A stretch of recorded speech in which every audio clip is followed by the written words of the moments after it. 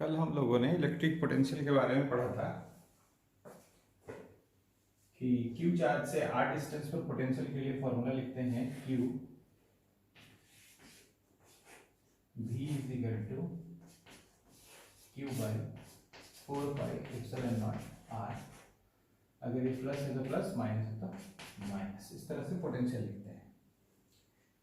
इसी से रिलेटेड कुछ बात है। इलेक्ट्रिक पोटेंशियल का जो डिफिनेशन था वो ये था कि delta V is equal to delta U by Q. Change in electric potential energy per unit charge को ही बोलते हैं चेंज इन इलेक्ट्रिक पोटेंशियल। तो delta V is equal to delta U by Q, और इसके साथ साथ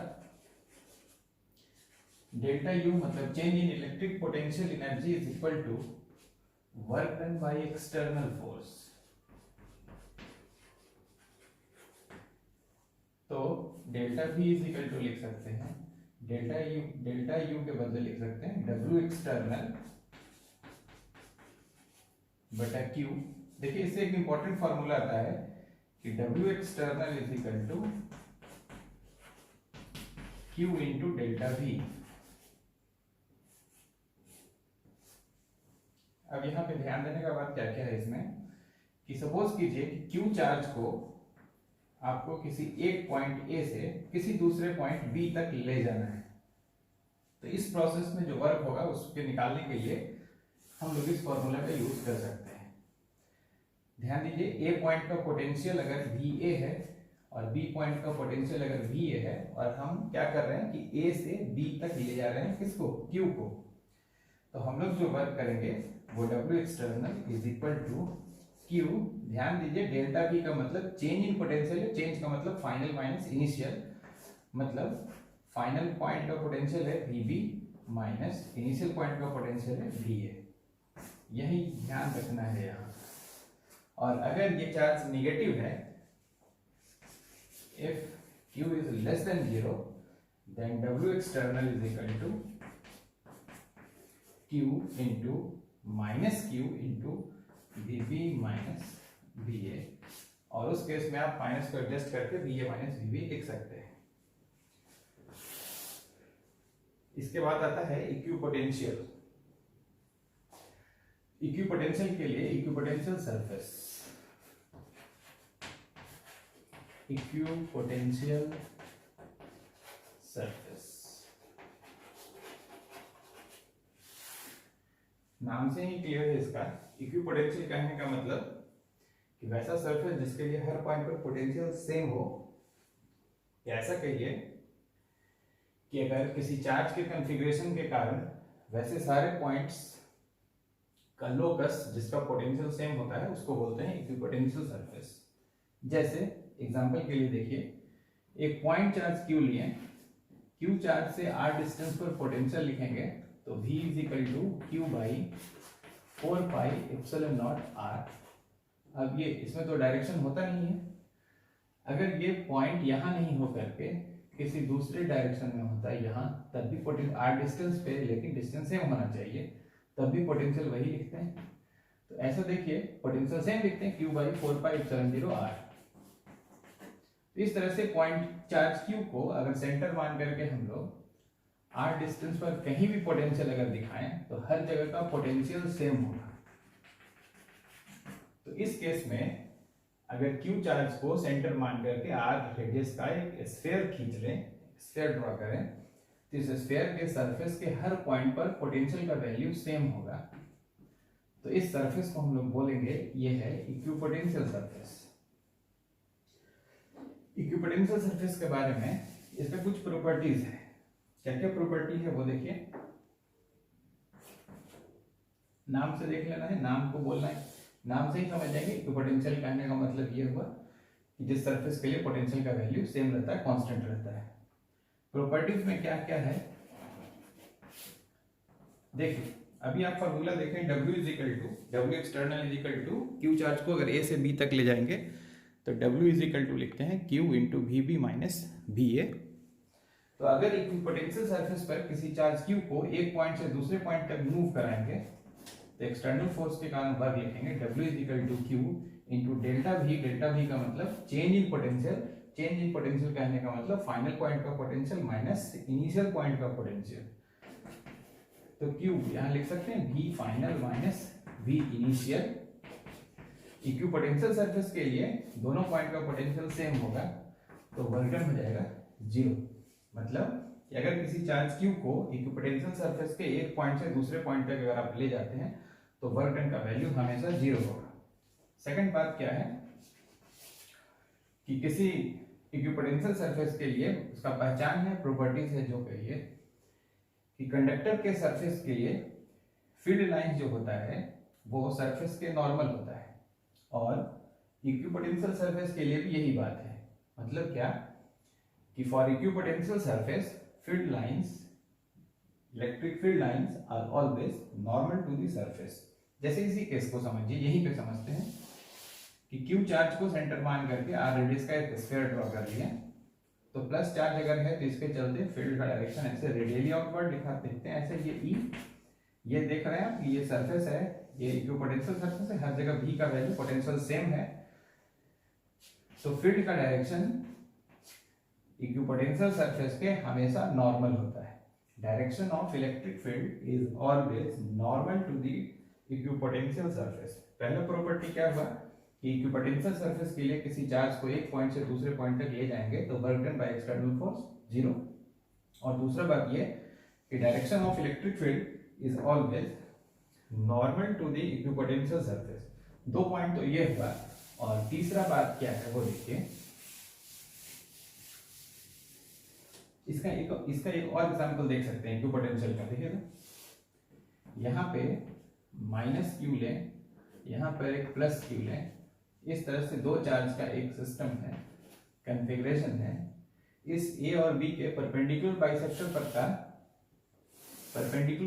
पर का कोई भी पॉइंट ले लें, कोई भी पॉइंट का बात किए, जैसे ये पॉइंट लिए, इस पी पॉइंट पर पोटेंशियल अगर लिखेंगे तो माइनस क्यू चार्ज के चलते इस पॉइंट पर अगर पोटेंशियल लिखना है तो हमको चाहिए है ये चार्ज, चाहिए होगा ये चार्ज और ये डिस्टेंस। उसी तरह से अगर इस प्लस क्यू चार्ज के चलते यहाँ पोटेंशियल लिखें तो हमको चाहिए होगा ये चार्ज और ये डिस्टेंस। आप यहाँ देख सकते हैं कि इसको बोले मिड पॉइंट के लिए परपेंडिकुलर बाइसेक्टर है, तो ये डिस्टेंस दोनों के लिए बराबर होगा, मतलब AP is equal to BP। A से P का डिस्टेंस और B से P का डिस्टेंस इक्वल, तो P पॉइंट पर अगर हम पोटेंशियल लिखें तो P पॉइंट पर पोटेंशियल होगा कॉन्फ़िगरेशन का चार्ज A के कारण पोटेंशियल जो है वो, और potential at P due to charge placed at B। तो पोटेंशियल लिखते हैं क्या, इस माइनस क्यू चार्ज के चलते इस AP डिस्टेंस पर पोटेंशियल लिखें minus Q by 4 pi epsilon naught direction A to P, और इस B पॉइंट पे जो चार्ज रखे हैं प्लस क्यू, इसके चलते P पॉइंट पर पोटेंशियल लिखेंगे plus Q by 4 pi epsilon 0 plus Q by 4 pi epsilon 0 BP। AP और BP बराबर है, ये दोनों डिस्टेंस बराबर है, तो यहाँ पोटेंशियल हो गया 0। अब कहीं भी पॉइंट ले लेते हैं परपेंडिकुलर बाइसेक्टर पर, तो हर जगह पोटेंशियल सेम आता, कांस्टेंट आता, तो ये लाइन हमारा इक्विपोटेंशियल लाइन हो गया। अभी का बात देखिए कि फील्ड का डायरेक्शन जो बोले हैं कि फील्ड का डायरेक्शन इक्विपोटेंशियल लाइन या इक्विपोटेंशियल सरफेस के नॉर्मल होता है। तो यहाँ फील्ड कहीं निकाल के दिखाते हैं, इस पर यहाँ पे माइनस क्यू और यहाँ पर प्लस क्यू। इस परपेंडिकुलर बाइसेक्टर के किसी पॉइंट पर अगर फील्ड निकाले तो निगेटिव चार्ज के चलते फील्ड इधर, पॉजिटिव चार्ज के कारण फील्ड इधर, ये दोनों फील्ड का मैग्नीट्यूड सेम होगा। अगर ये A बोले तो ये EA और ये B बोले तो EB, इस दोनों फील्ड का मैग्नीट्यूड सेम है, तो इसका नेट अगर निकाल दें, नेट इस डायरेक्शन में आएगा। अगर ये एंगल थीटा ले लें या इसी दोनों के बीच का एंगल ले लें थीटा, सपोज कीजिए ये थीटा है तो ये भी थीटा होगा। अब ये अगर थीटा है तो ये वाला एंगल थीटा लिख सकते हैं। EB को रिजॉल्व कर दें, इधर EB cos थीटा और इधर EB sin थीटा, और EA को रिजॉल्व करें तो EA cos थीटा और इधर EA sin थीटा, ये कैंसिल आउट हो गया, नेट फील्ड हो गया EB sin theta plus EA cos theta. Net field के अभी इस डेरिवेशन पे नहीं जा रहे हैं, अभी आपका ध्यान हम इस बात पे दिला रहे हैं कि यहाँ पे अगर माइनस क्यू चार्ज है और यहाँ पे प्लस क्यू चार्ज है, तो इसका अभी आप देखें कि परपेंडिकुलर बाइसेक्टर वाला जो पॉइंट होगा, ये सारे पॉइंट का पोटेंशियल सेम होगा। v कांस्टेंट है तो इक्विपोटेंशियल लाइन है, और इस पॉइंट पर आप पोटेंशियल फील्ड का डायरेक्शन देखिए, फील्ड का डायरेक्शन इधर आ रहा है। तो दूसरा बात जो बोले वो ये हुआ कि फील्ड का डायरेक्शन हमेशा इक्विपोटेंशियल सरफेस के नॉर्मल डायरेक्शन में होता है, E इस लाइन के परपेंडिकुलर है। किसी फिगर में अगर इक्विपोटेंशियल सरफेस दिखाता है या बता के आपसे फील्ड का डायरेक्शन पूछेगा, तो आप नो डाउट आप सीधे वहां पे फील्ड का डायरेक्शन सरफेस के नॉर्मल बोल सकते हैं। कंडक्टर जो होता है इलेक्ट्रोस्टैटिक्स में, जो कंडक्टर है, कंडक्टर इक्विपोटेंशियल सरफेस है, और इक्विपोटेंशियल सरफेस पर किसी चार्ज को एक पॉइंट से दूसरे पॉइंट तक ले जाइएगा तो हमेशा वर्क जीरो होगा। तो बोलेगा किसी स्फीयर के सरफेस के लिए किसी पॉइंट चार्ज क्यू को एक पॉइंट से दूसरे पॉइंट तक ले जाएं ए से बी, तो इस प्रोसेस में वर्क डन जीरो होगा। अगर ये चार्ज हॉलो स्फीयर है तो हॉलो स्फीयर के अंदर भी v का वैल्यू पोटेंशियल कांस्टेंट होता है। गॉस लॉ के एप्लीकेशन में आप ये देखे थे, चार्ज कंडक्टर के अंदर फील्ड जीरो और फील्ड और पोटेंशियल के बीच में रिलेशन तुरंत अभी देख रहे हैं, पढ़ेंगे E is equal to minus dv/dr। तो अगर E जीरो है इसका मतलब कि पोटेंशियल कांस्टेंट होगा, कांस्टेंट का डिफरेंशिएशन जीरो। तो इवन चार्ज कंडक्टर के अंदर भी, हॉलो स्फीयर के अंदर भी पोटेंशियल सेम होने से ये हुआ, पोटेंशियल सेम होने से ये हुआ कि अगर इसके अंदर भी किसी चार्ज को एक पॉइंट से दूसरे पॉइंट तक आप ले जाएंगे तो वर्क डन इसमें जीरो होगा।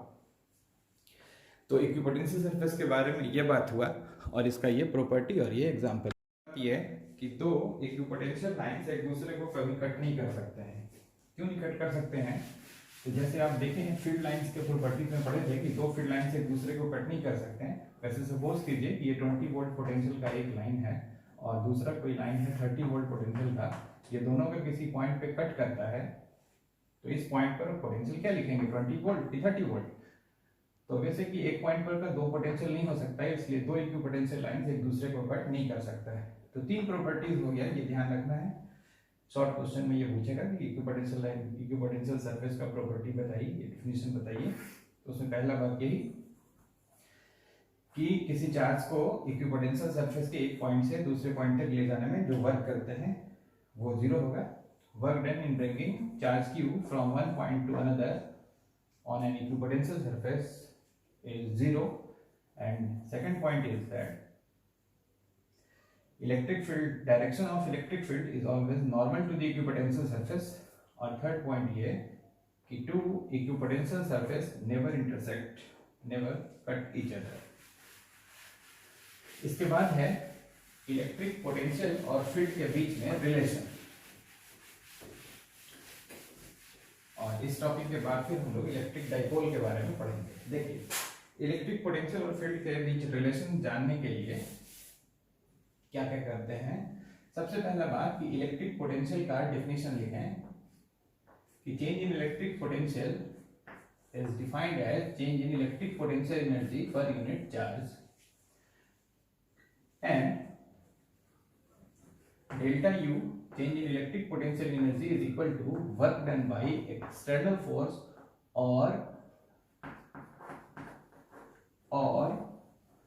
change in electric potential energy is equal to negative of the work done by electric force। तो delta V is equal to हो गया डेल्टा U की जगह पे लिख सकते हैं, डेल्टा U की जगह पे लिखेंगे minus W electric by Q। Work done by electric force को, वर्क को लिख सकते हैं फोर्स और डिस्प्लेसमेंट का dot product F dot delta by Q। यहाँ F देखिए हम लोग W लिखे हैं, work done by electric force, F हो गया इलेक्ट्रिक फोर्स, और फोर्स पर यूनिट चार्ज को बोलते हैं field. E is equal to electric field is equal to force per unit charge, F by Q को E बोलेंगे, then delta V that is change in potential is equal to negative of the dot product of F by Q is equal to E dot delta R, इसको differentiation के term में भी लिख सकते हैं, dv is equal to minus E dot D are.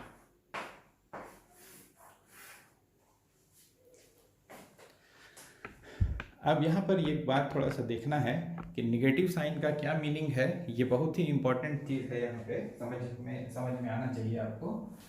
वो ये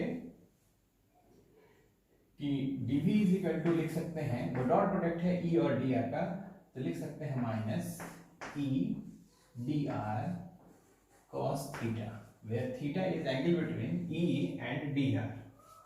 If we move along the direction of field, अगर फील्ड के डायरेक्शन में आप आगे बढ़ते हैं, इस बात को ध्यान रखिए, then theta is equal to 0। Theta 0 कब होगा? तो if we move along the direction of field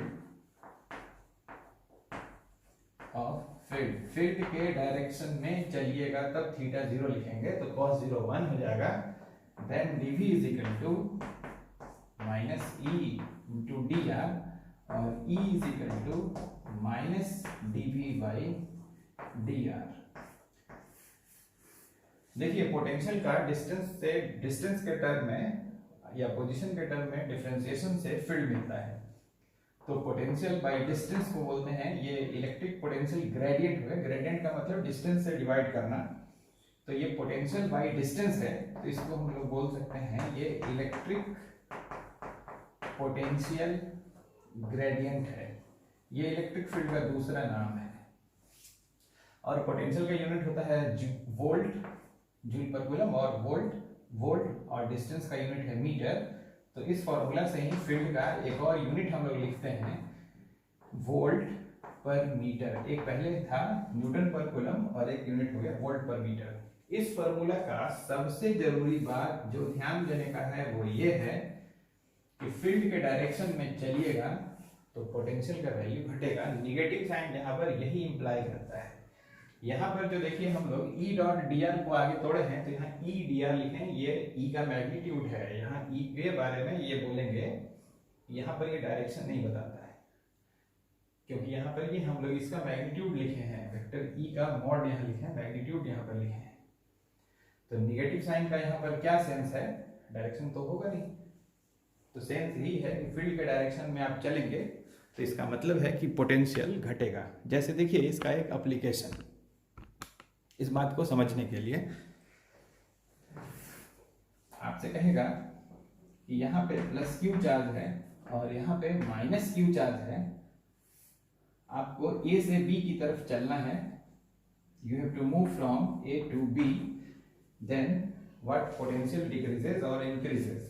आप दोनों के बीच में किसी एक पॉइंट को देख लीजिए, 1 2 3 जितना पॉइंट देखना देख लीजिए, इसके बीच में किसी भी पॉइंट में, ठीक बीच नहीं बोल रहे हैं, बीच बोल रहे हैं, तो इस ए चार्ज के कारण फील्ड इधर और बी के कारण भी फील्ड इधर।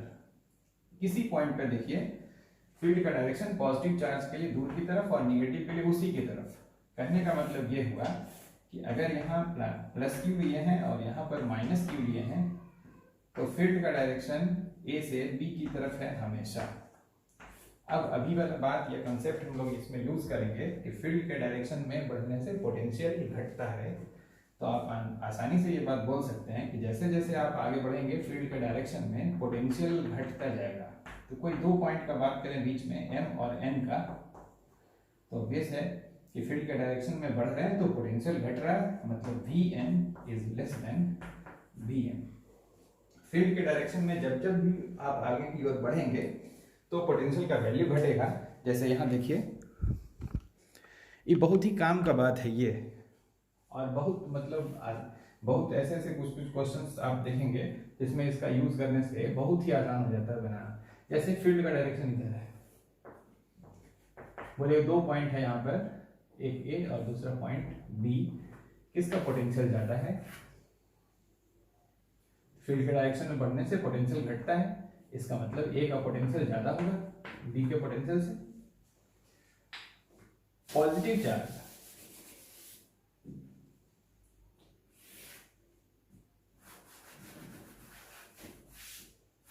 कैपेसिटर में देखेंगे कि प्लस चार्ज एक दो कैपेसिटर है, आगे का टॉपिक है उसमें देखेंगे कि दो पैरेलल प्लेट्स को रखें एक दूसरे के ठीक सामने, और एक को प्लस चार्ज और दूसरे को माइनस चार्ज, इस दोनों के बीच में फील्ड कांस्टेंट आता है। क्यों आता है वो उस समय पढ़ेंगे।